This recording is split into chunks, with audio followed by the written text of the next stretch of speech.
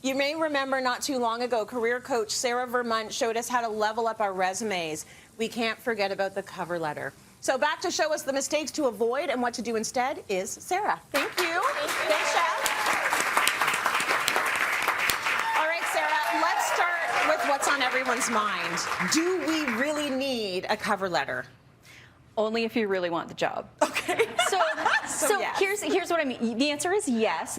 Okay. Your cover letter is your opportunity to introduce yourself personally to the person you're going to be working for. Yeah. It's also an opportunity to show that you can communicate well. So it's extra important if you're wanting to apply for a job where communications is important, which I think is most jobs. At every single job you're going to have, they are going to need you to know how to communicate. But what I want to know now is, do you got to write a new one for every single job?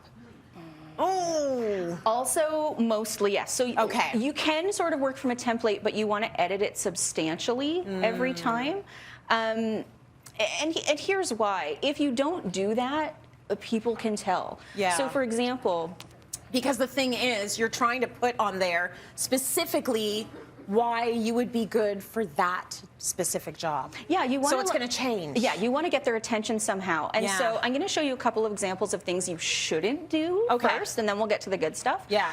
But like, for example, this, to whom it may concern. Oh, is that out now? It's pretty lazy. Like it's pretty lazy. Like if you can't be bothered to find the name of the person you're going to be working for, it looks pretty lazy. At the very least, you want to say something like, if you can't find the name, for example, like dear hiring team or dear hiring manager, but like even then the bar is low. Got it. Yeah. So you're really trying to find a name, right? You're trying to find a name. And also, here's something that also is not so great. Where the only thing you tailor is you say, I'm interested in the position of X. I think most of us would do that. Yeah, but if this is the only thing that is tailored in your cover letter, people can spot your bland vanilla cover letter a mile away. They know you've used it to apply to 100 other jobs. Yes. They can tell you haven't put a ton of effort into tailoring it for this position, so it actually works against you. Right. So one of my biggest pieces of advice is to actually tailor the cover letter a little bit more. You don't want to fail in your first sentence. Basically, now they know that you have done a vague-ish letter so that you can send to everyone the same letter, and that's not going to look very good on you as a potential employee. So is this an example of a better example? It's a little better, but actually I want to talk about one of the biggest mistakes that people make when they're doing cover letters. One of the biggest mistakes people make when they do cover letters is they make it about why they want the job, or they just make it about enthusiasm for the job instead of why they should hire you. Do you see the difference?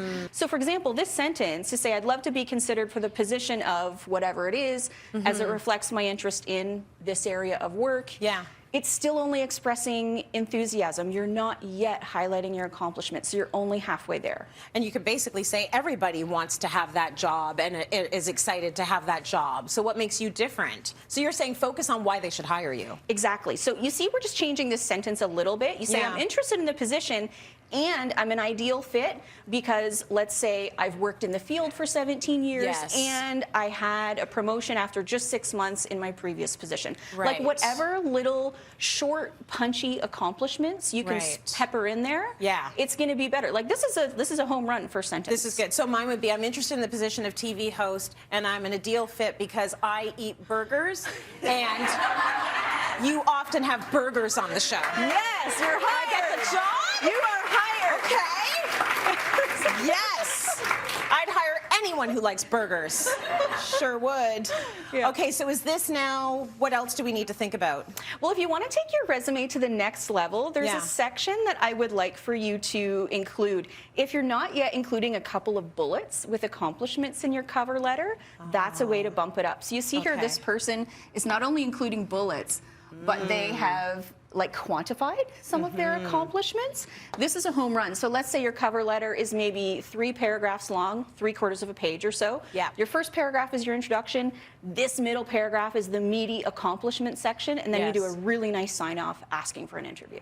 And we're putting that meaty section on the cover letter because we don't necessarily want them to have to wait to weed through the resume to see these points. Yeah, like if you want to stand out, and you do if you really want the job, Yeah. like go ahead and pull some of this stuff into the cover letter. Not everything, Right. but some really juicy bits. Now, you mentioned a couple of things. Number one, it needs to be no more than a page.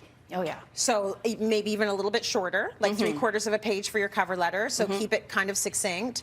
And also from your first segment when we talked about resumes, the quantification of everything. Yeah. You really have to work on that and have that within the body of your resume and be able to pull that and put that on the cover letter. Yeah, and it does require a bit of time It and does, work. Like this yeah. isn't a super easy thing to do, which is Yeah. why people don't do it. Right. But for the jobs you really, really want, taking an extra 5 minutes to do this does make a really big impact. And you'll Right. notice these are pretty concise sentences.